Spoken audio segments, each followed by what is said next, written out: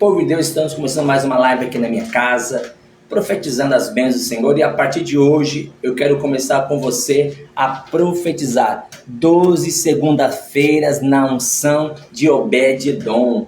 O que seria isso? A Bíblia diz que em 3 meses, Deus mudou a vida de Obed-Edom. Eu quero profetizar durante 12 segundas-feiras que em 3 meses Deus vai também mudar a história da sua vida. Amém? Vamos fazer uma oração em primeiro lugar? Feche seus olhos, oremos. Senhor nosso Deus e Pai, Deus amado, Deus Todo-Poderoso, estamos aqui na Tua presença nesta noite para Te buscar. Pedimos perdão por nossos erros, pecados e falhas, aquilo que temos cometido contra Ti. Mas queremos, ó Pai, nesta noite invocar o Teu santo nome. Então fala conosco nesta noite, usa a boca do pregador. Meu Deus, recebe nesta noite a nossa adoração. É o que nós lhe pedimos e já lhe agradecemos em nome de Jesus. Amém e graças a Deus. Amém. Vamos cantar uma canção e assim nós vamos meditar naquilo que o Senhor quer falar conosco nesta noite em nome de Jesus. Amém. Glória a Deus. Renova-me, Senhor Jesus, já não quero ser igual.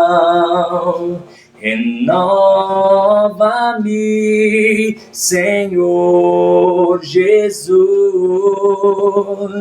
põe em mim teu coração, porque tudo que há dentro de mim necessita ser mudado, Senhor, porque tudo que há dentro do meu coração necessita mais de Ti, porque tudo que há dentro de mim necessita ser mudado, Senhor, porque tudo que há dentro do meu coração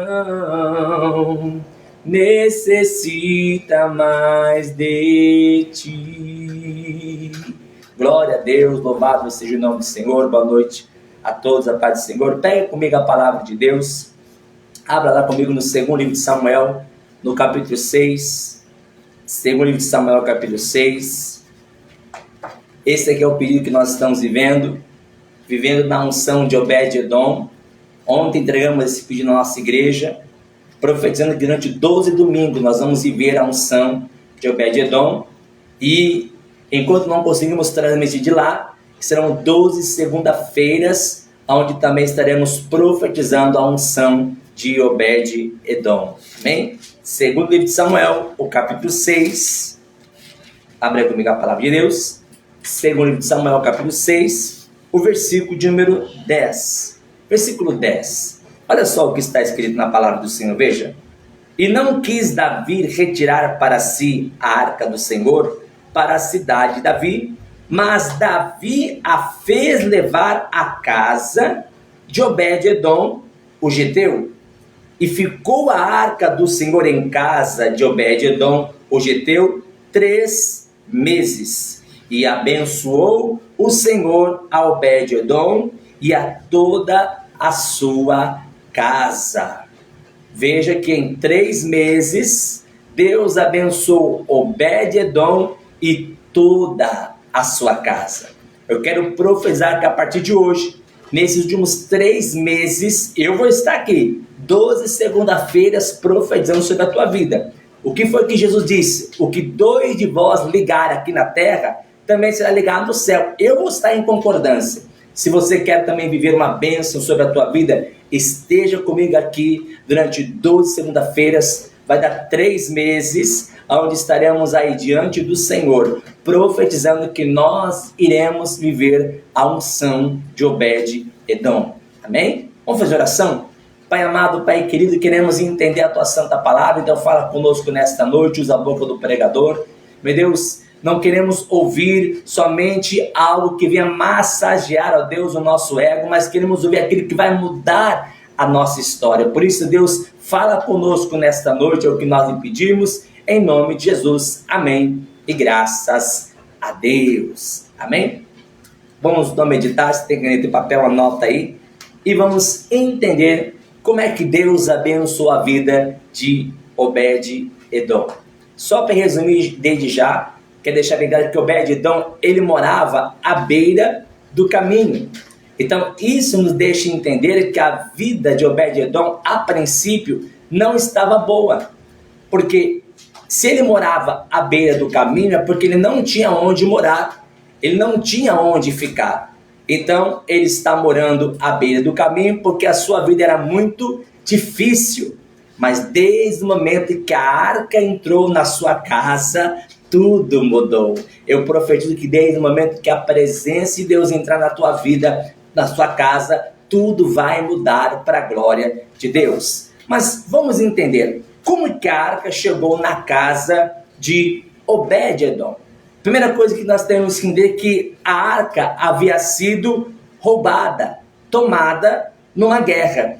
Para que possamos entender, volta lá comigo no primeiro livro de Samuel, no capítulo 4, veja, o primeiro livro de Samuel, o capítulo 4, o versículo 1. Hoje vai ser um pouco mais extenso, porque nós precisamos entender como é que a arca chegou na casa de Obed-Edom e como que a vida dele foi abençoada. Bem, vamos lá? Primeiro livro de Samuel, capítulo 4, versículo 1, diz assim: E veio a palavra de Samuel a todo Israel, e Israel saiu ao encontro, a peleja aos filisteus, e se acampou junto a Ebenezer, e os filisteus se acamparam junto a Feca. E os filisteus se dispuseram em ordem de batalha para sair de encontro a Israel. E estendendo-se a peleja, Israel foi ferido diante dos filisteus, porque feriram na batalha, no campo, uns 4.000 homens. Quer dizer, houve uma batalha, Israel e os filisteus, houve essa batalha, o povo de Deus perdeu. 4.000 homens morreram. Versículo 3. E tornando o povo ao arraial, disseram os anciãos de Israel: Por que nos feriu o Senhor hoje diante dos filisteus? Tragamos de Siló a arca do concerto do Senhor e venha no meio de nós, para que nos livre da mão de nossos inimigos. Então, a arca do Senhor, que representava a presença de Deus, quando chegava no meio da batalha, era sinal de vitória. Mas a pergunta dos anciãos é essa: por que que Deus permitiu que nós sofrêssemos diante dos inimigos? Aí começamos a trazer para o dia de hoje. Como é que a pessoa diz que serve a Deus, que conhece a Deus, mas está comendo pão que o diabo amassou? Como é que a pessoa está na igreja há muito tempo buscando o Senhor, mas não conta uma vitória? É sempre só, estou na prova, a prova nunca acaba. A questão do povo aqui de Israel, os anciãos falam: por que que Deus nos feriu? Por que que Deus permitiu que esse mal acontecesse conosco? Vamos trazer a presença de Deus, vamos trazer a arca do Senhor, para que Ele nos dê vitória. Aí diz a palavra que trouxeram a arca do Senhor, porém não aconteceu nada, só coisas piores. Veja, versículo de número 10. Versículo 10. Então pelejaram os filisteus e Israel foi ferido. E fugiram cada um para a sua tenda.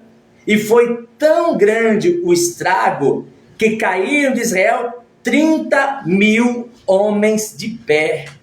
Fora os 4.000, agora mais 30.000, quer dizer, 34.000 homens morreram. E olha que a arca, que simboliza a presença de Deus, estava com eles. Como é que pode? Por que que Deus permite que certas coisas aconteçam? Por que que Deus permite que a pessoa servindo a Ele, buscando a Ele, começa a passar por muitas dificuldades? Por que será? Vamos entender o porquê que a arca foi roubada, o porquê que morreram 34.000 homens. Vamos entender o porquê? Primeiro, diz aqui a palavra que o povo perde a batalha. Acabamos de ler. Versículo 11. E foi tomada a arca de Deus, e os 2 filhos de Eli, Hofni e Finés, que eram sacerdotes, morreram. A arca foi tomada, os dois sacerdotes morrem. Quando Eli ouve, ele morre também. Olha o versículo de número 18, versículo 18. E sucedeu que, fazendo ele menção, um homem veio contar para Eli da arca de Deus. Eli caiu da cadeira para trás da banda da porta e quebrou-se-lhe o pescoço e morreu, porquanto o homem era velho e pesado, e tinha ele julgado a Israel 40 anos. Só desgraça. Mesmo a arca estando com eles, veja, a arca é tomada, os dois sacerdotes morrem, Eli, que também era sacerdote, também morre. Diz a palavra que a nora de Eli, que é a esposa de Finéias, também morre. Versículo 19. E estando sua nora, a mulher de Finéias, grávida e próxima ao parto, ouvindo essas novas de que a arca de Deus era tomada e de que seu sogro e seu marido morreram, encurvou-se e deu à luz, porquanto as dores lhe sobrevieram, e ao tempo que ia morrendo... Como é que pode? A presença de Deus estava com eles, mas perderam a batalha, a arca foi tomada, os dois sacerdotes morrem, Hofni e Finéias, Eli, quando ouve, morre, e também a sua nora também morre. Por que será que tudo isso aconteceu? Por que Deus permitiu tudo isso? É claro que tem um porquê. Primeiro, porque o povo não era mais fiel a Deus. Eu quero que você volte comigo aí, no capítulo de número 2. 1 Samuel capítulo 2. Por que Deus permitiu que o povo sofresse tanto? Primeiro, porque o povo não era mais fiel a Deus. Tem gente que quer a bênção de Deus, mas não quer ser fiel a Deus. Não tem como Deus abençoar. Veja, 1 Samuel capítulo 2, o versículo 17. Mas por que o povo não queria ser fiel? Por causa de Hofni e Finéias. Não davam testemunho. Olha o que diz. Era, pois, muito grande o pecado desses jovens, estou no 1 Samuel 2,17, perante quem? O Senhor, porquanto os homens desprezavam a oferta do Senhor. Um dos motivos pelos quais o povo perdeu a batalha, primeiro, o povo não era mais fiel a Deus. Entenda isso. Se você não for fiel a Deus na sua fidelidade ao Senhor, a tua vida não vai prosperar. Está aí o significado de não prosperar, de não crescer, de sempre estar faltando, sempre com dívida. É sempre algo que quebra, é sempre algo que dá ruim, porque fidelidade a Deus. Eu já expliquei aqui em algumas lives atrás que existem algumas questões que precisam ser questionadas. Primeiro, pastor, eu sou fiel a Deus nos dias, nas ofertas, eu sou, mas estou passando uma luta, então Deus está permitindo para glorificar nele, para glorificar em você a glória dele. Pastor, olha, eu não sou fiel a Deus, então a pessoa está sofrendo por não ser fiel ao Senhor. Então, quando a pessoa não é fiel a Deus, é muito mais fácil ela perder do que ganhar. Agora, quando a pessoa é fiel a Deus e ela está perdendo, é porque Deus quer dar algo maior. Porque o certo, a pessoa que é fiel, Deus guarda e Deus protege. Simples.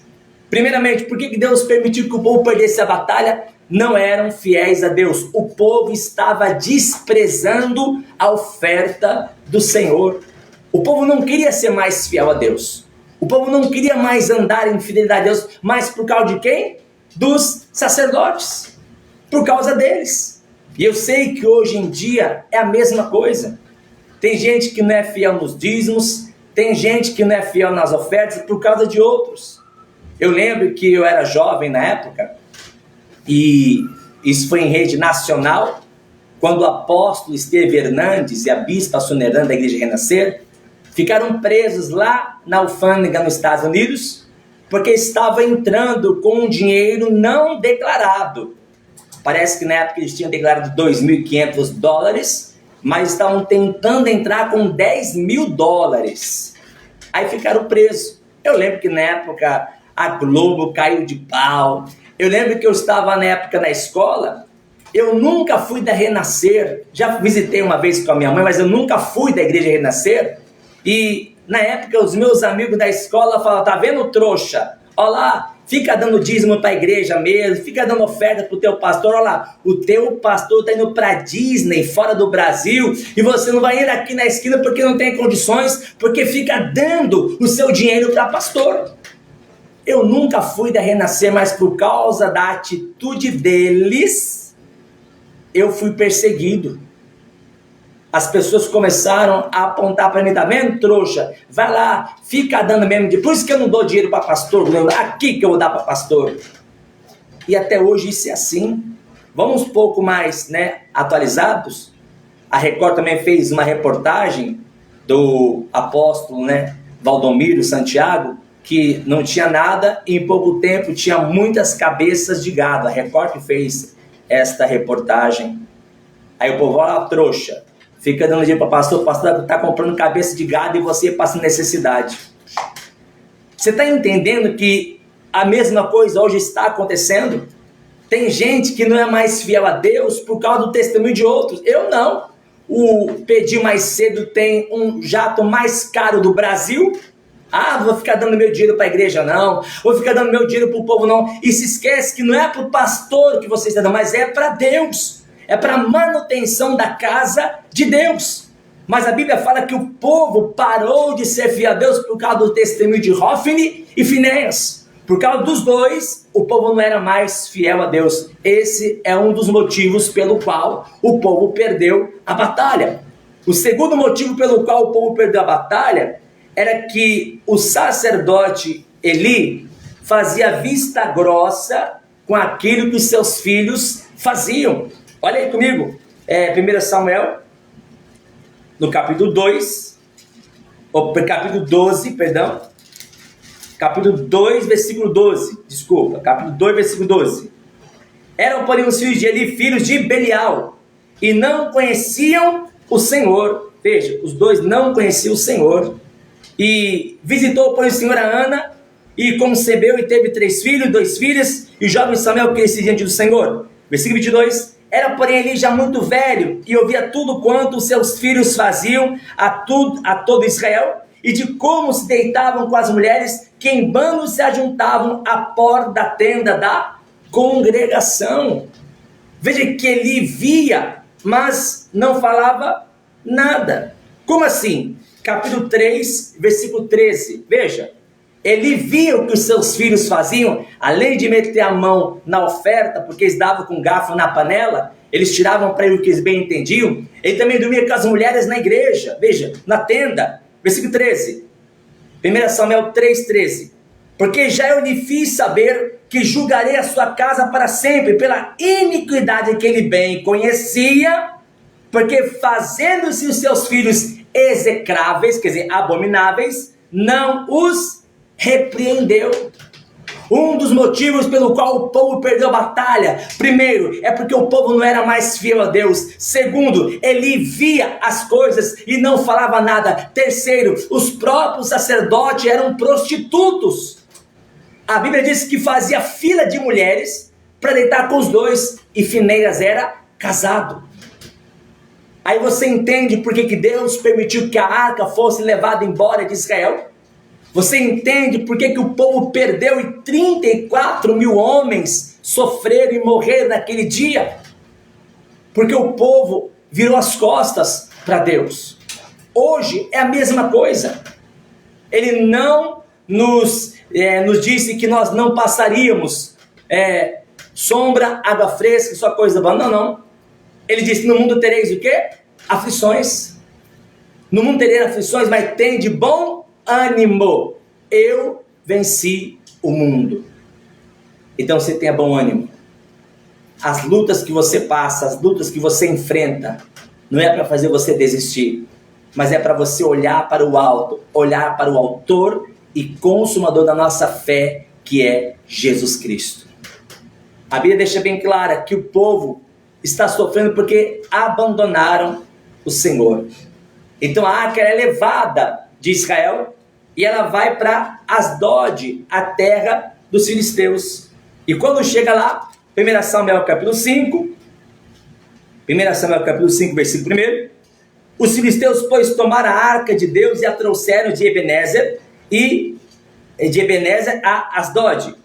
e tomaram os filisteus a arca de Deus, e meteram na casa de Dagom, e a puseram junto a Dagom. O que eles estão fazendo? Eles estão humilhando o Deus de Israel, colocando na frente de Dagom, falando que Dagom é mais forte, que Dagom é poderoso, e que o Deus de Israel é fraco. Só que quando chega no dia seguinte, porque uma coisa é fato, de Deus não se zomba. Chegou no dia seguinte, a cabeça de Dagom estava no chão. Olha o versículo 3.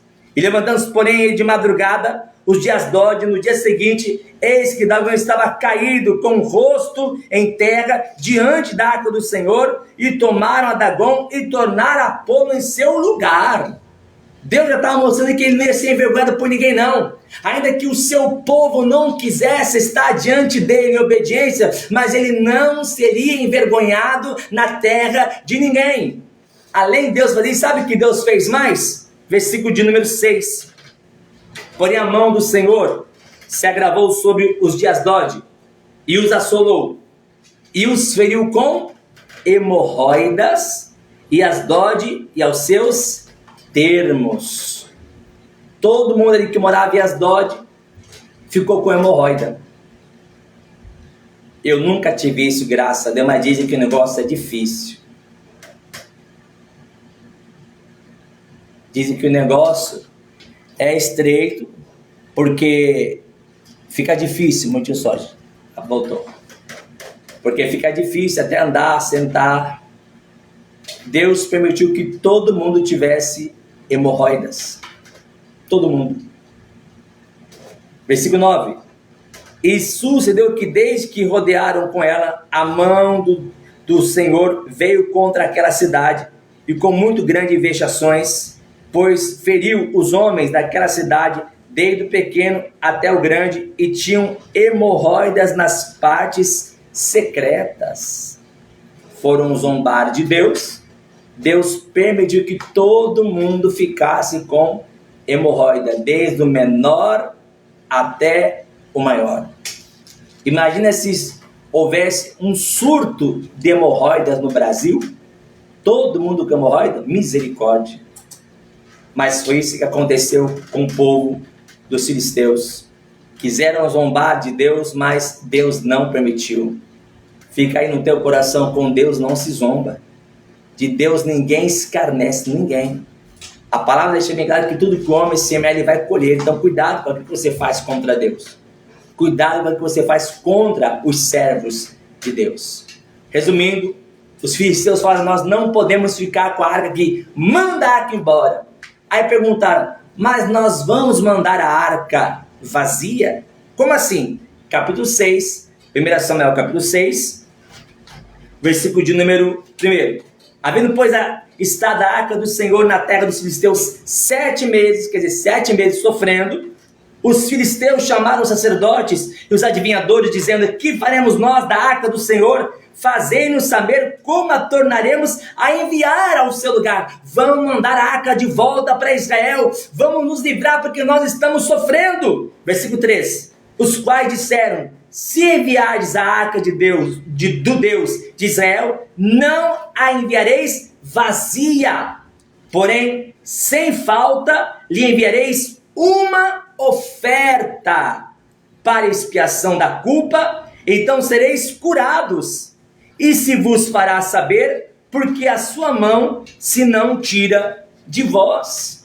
Veja que os inimigos, os filisteus, entenderam que não podem chegar de mãos vazias diante de quem? De Deus. O que eles estão dizendo? Nós temos que mandar a arca de volta, mas não podemos mandar vazia. Vamos fazer uma oferta para que nós sejamos curados. Olha só o que os filisteus, não é o povo de Deus, mas são os filisteus dizendo: eu preciso mandar uma oferta para que eu seja curado. Aí hoje o povo de Deus reclama quando o pastor fala de dízimo e oferta alçada.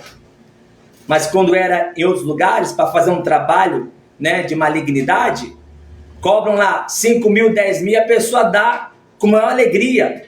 Faz das tripas o coração e dá lá para fazer uma obra, para destruir a vida de alguém ou para crescer na vida. Nada acontece, ninguém reclama.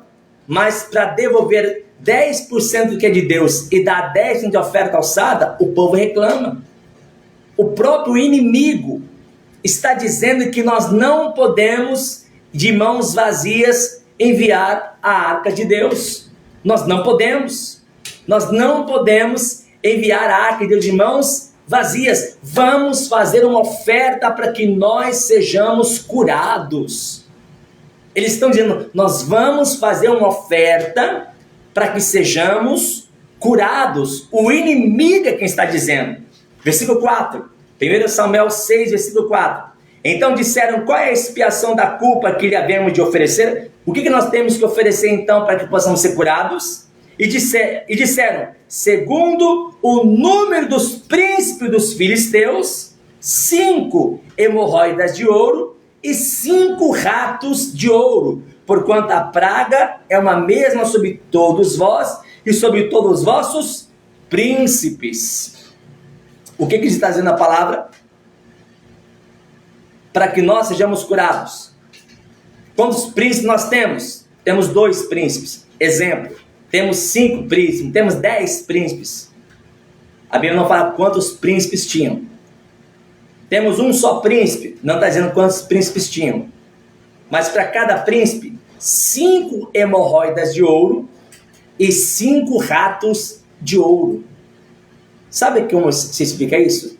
Dízimo e oferta alçada. Malaquias 3, versículo 8. Roubará, pois, homem a Deus? Todavia vós me roubais e dizeis em que nós te roubamos? Nos dízimos e nas ofertas alçadas. O inimigo, os filisteus, estão dizendo para que nós sejamos curados, para que nós sejamos abençoados, para que esse mal vá embora. Vamos devolver a arca, mas não vamos devolvê-la vazia. Vamos dar 5 hemorroidas de ouro e 5 ratos de ouro. Eu não sei quem tirou a foto da hemorroida para fazer uma hemorroida de ouro, mas eu sei que eles fizeram para serem curados. Aí diz a palavra que a arca chega onde? Lá na casa de Abinadab. Capítulo 7, versículo 1. Então vieram os homens de Kiriat Jearim e levaram a arca do Senhor e a trouxeram à casa de Abinadab no outeiro e consagraram Eleazar seu filho para que guardasse a arca do Senhor. Oh glória! A arca voltou para Israel. Versículo 2. E sucedeu que desde aquele dia a arca ficou em Kiriat Jearim e tantos dias se passaram que chegaram até 20 anos. E lamentava toda a casa de Israel após o Senhor. Quer dizer, a arca voltou, a presença de Deus voltou, mas o povo continua o quê? Chorando.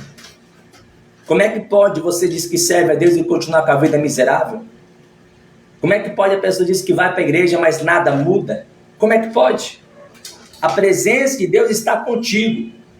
A presença de Deus está na tua vida, mas nada muda, porque a arca voltou para Israel, mas nada acontece. 20 anos e o povo continua chorando. Aí o povo levanta o rei para a gente também. Deus escolhe quem? Saul. Aí Saul é levantado o rei. Lá em Atos dos Apóstolos, no capítulo 13, fala comigo, Atos capítulo 13, Paulo vai contar um relato de quem? De Saul.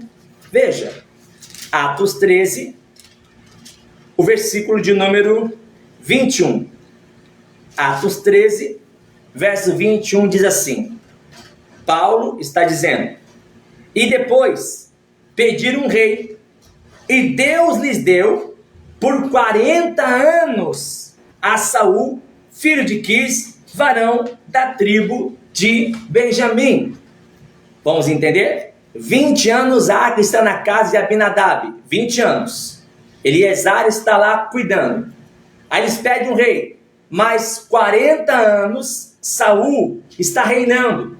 Mas Saul nunca foi buscar a arca da aliança. Saul morre depois de 40 anos. Davi se torna rei. Davi se torna rei. Primeiro livro das Crônicas, capítulo 13. Primeiro livro das Crônicas, o capítulo 13. Davi como rei agora. Olha só o que Davi diz. O primeiro livro das Crônicas, capítulo 13, Saul morreu, Davi é proclamado rei, e olha só o que Davi diz, veja, 1 Crônicas 13, versículo 1. E teve Davi conselho com os capitães dos milhares e dos centos, e com todos os príncipes. E diz Davi a toda a congregação de Israel: se bem vos parece, se vem isso do Senhor nosso Deus, enviemos depressa mensageiros a todos os nossos outros irmãos em todas as terras de Israel, e aos sacerdotes, aos levitas, com eles nas cidades e nos arrebaldes, para que se ajuntem conosco e tornemos a trazer para nós a arca do nosso Deus, porque não a buscamos nos dias de Saul. Davi está dizendo que Saul reinou 40 anos e ninguém foi buscar a arca. Já tinha 20 anos na casa de Abinadab, mais 40 anos e ninguém foi buscar a arca. Aí Davi disse: então vamos lá buscar. Depois de 60 anos é que foram buscar a arca. Volta lá comigo, estou terminando. Segundo livro de Samuel, o capítulo 6. Segundo livro de Samuel, o capítulo 6. Davi foi buscar a arca, e Davi está o quê? Feliz, alegre, pulando de alegria, porque foi buscar o quê? A presença de Deus. E é assim que você tem que estar, meu amado, quando você vai buscar o Senhor. Você não pode ir com a cara murcha, triste, não. Vá para a casa do Senhor, louvando e adorando o nome dele com alegria, mas é com alegria. Servir ao Senhor com alegria. Salmo 100. E assim foi Davi. 2 Samuel 6, verso 1. E tornou Davi a juntar todos os escolhidos de Israel, um número de 30.000. E levantou-os Davi e partiu com todo o povo que tinha consigo de Baal de Judá, para levarem dali para cima a arca de Deus, sobre a qual se invoca o nome do Senhor dos Exércitos, que se assenta entre os querubins. E puseram a arca de Deus em um carro novo, e a levaram da casa de Abinadab, que está em Gebá. E Uzá e Aiô, filhos de Abinadab, guiavam o carro novo. E levando a casa de Abinadab, que está em Gebá, com a arca de Deus, Aiô ia adiante da arca. E Davi e toda a casa de Israel alegravam-se perante o Senhor com toda a sorte de instrumento de madeira, de faia, com harpas, com saltérios, com tamboris, com pandeiros e com símbolos. E chegando a ele de Nacon, estendeu Uzá a mão à arca de Deus e segurou, porque os bois a deixavam pender. Então a ira do Senhor se acendeu contra Uzá, e Deus o feriu ali por esta imprudência, e morreu ali junto à arca de Deus. E Davi se contristou, porque o Senhor abrira a rotura em Uzá, e chamou aquele lugar Pérez Uzá até o dia de hoje. E temeu Davi ao Senhor naquele dia, e disse: como virá a minha arca do Senhor? Então não quis Davi retirar para si a arca do Senhor, para a cidade de Davi, mas Davi a fez levar à casa de Obed-edom, o geteu. E ficou a arca do Senhor em casa de Obed-edom, o geteu, 3 meses. E abençoou o Senhor Obed-edom e toda a sua casa. Eu quero terminar fazendo uma oração. Mas observa comigo. 60 anos a arca ficou na casa de Abinadab. Em 60 anos, o que mudou na vida de Abinadab e Eleazar? Nada. 60 anos, a arca ficou na casa de Abinadab. Qual o testemunho que ele tem? Nenhum. 0. 60 anos, a arca ficou e Eleazar cuidando dela. Qual o testemunho de Eleazar? Nenhum. Mas acabamos de ler, na casa de Obed-edom, 3 meses, Deus mudou a vida de Obed-edom e de toda a sua casa. É por isso que eu quero hoje só foi mais uma história, para você entender como que a arca chegou na casa de Obed-edom. Nós também não estamos aqui por acaso. Como eu disse, eu quero que durante 12 segunda-feiras profetizar a unção de Obed-edom sobre a tua vida. Não só você vai ser abençoado, mas a sua casa será abençoada, a sua família será abençoada. Deus vai abrir a janela dos céus e vai te abençoar de uma forma tremenda e poderosa em 3 meses. Nós começamos o mês de outubro, novembro e dezembro.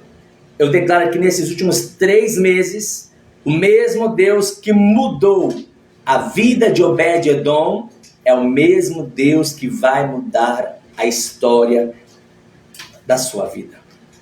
Você crê? Hoje, nesse pedido, depois eu vou procurar o seu nome aqui, porque eu estou vendo que você está aqui conversando comigo. Você que hoje está aqui comigo, eu vou botar o seu nome aqui. Durante as 12 segunda-feiras, eu vou orar com esse pedido com o teu nome aqui. Eu quero que Deus abençoe a sua vida nesses últimos 3 meses. E eu profetizo que serão os melhores 3 meses da sua vida. Vou botar o teu nome aqui e vou estar orando por você. Vou orar domingo lá na igreja. E às segundas-feiras, durante 12 segunda-feiras, eu vou estar aqui orando por você. Porque eu creio que o Deus Todo-Poderoso, o mesmo Deus que abençoa a vida de Obed-Edom, é o mesmo Deus que vai abençoar a tua vida em nome de Jesus. Amém? Vamos orar então em nome de Jesus? Feche seus olhos. Senhor nosso Deus e Senhor nosso Pai, hoje nós firmamos um compromisso diante de Ti, meu Deus. Depois eu vou colocar o nome de cada pessoa que está nessa live comigo, para estar, Deus, orando pela vida dele e pela vida dela. E eu profetizo e declaro que da mesma maneira que em 3 meses o Senhor mudou a vida de Obed-Edom, eu profetizo que nesses últimos 3 meses a vida desta pessoa, a casa desta pessoa, as finanças desta pessoa, a saúde desta pessoa vai mudar em nome de Jesus. Eu creio, meu Deus, que o Senhor é poderoso para fazer infinitamente mais. Então trabalhe em prol do teu filho, trabalhe em prol da tua filha. Eu creio, Pai, que nesses últimos 3 meses esta pessoa vai cantar o hino da vitória. Eu tenho certeza, Pai, que essa pessoa vai contar o seu testemunho e o teu nome vai ser glorificado e o teu nome vai ser exaltado na vida desta pessoa. Eu creio, Pai, por isso que eu oro e abençoo em nome de Jesus. Amém e graças a Deus. Amém. Eu profetizo que você vai viver o melhor ano da sua vida, que esses últimos 3 meses serão os melhores 3 meses da sua vida.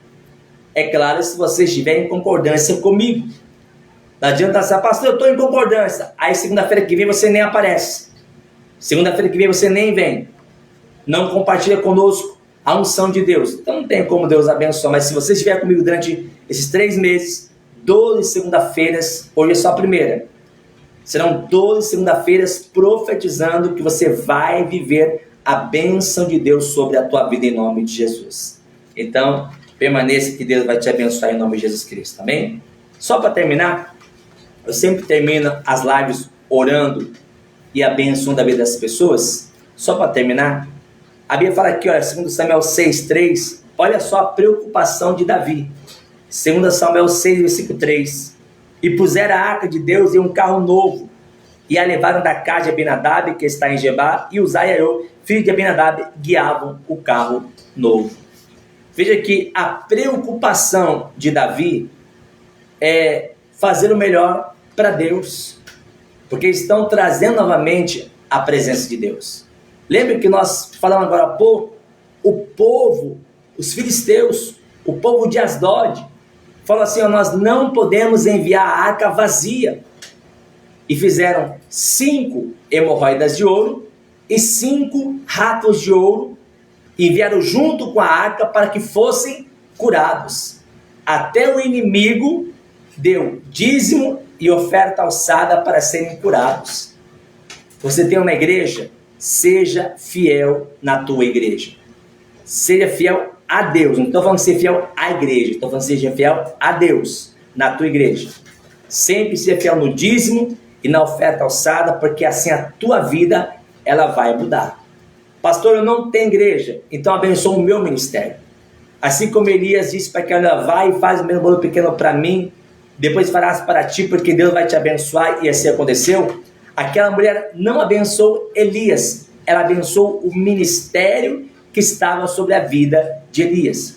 Se você não tem uma igreja, eu quero ser o teu pastor, eu quero te abençoar, Eu quero pedir a Deus que venha fazer algo na tua vida. Eu sempre esqueço, mas na próxima live, que vai ser na quinta-feira, eu vou botar o meu número de WhatsApp para você entrar em contato comigo, tá bom? Na próxima live eu vou deixar na descrição também o número do meu WhatsApp para que você entre em contato comigo, pedindo oração, querendo aconselhamento. Pastor, preciso fazer um gabinete pastoral online. A gente faz, você me chama, né, no meu WhatsApp, a gente senta, conversa, eu pego a Bíblia, você daí, eu daqui. Nós temos um aconselhamento pastoral e eu quero te aconselhar à luz da palavra de Deus. Amém? Se você não tem uma igreja, eu quero ser o teu pastor. E se você não tem sido fiel, nós aprendemos hoje, o que levou o povo a perder as batalhas é porque o povo não era mais fiel a Deus.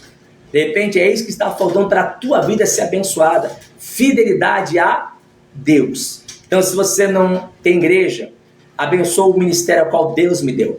E a sua vida vai ser abençoada.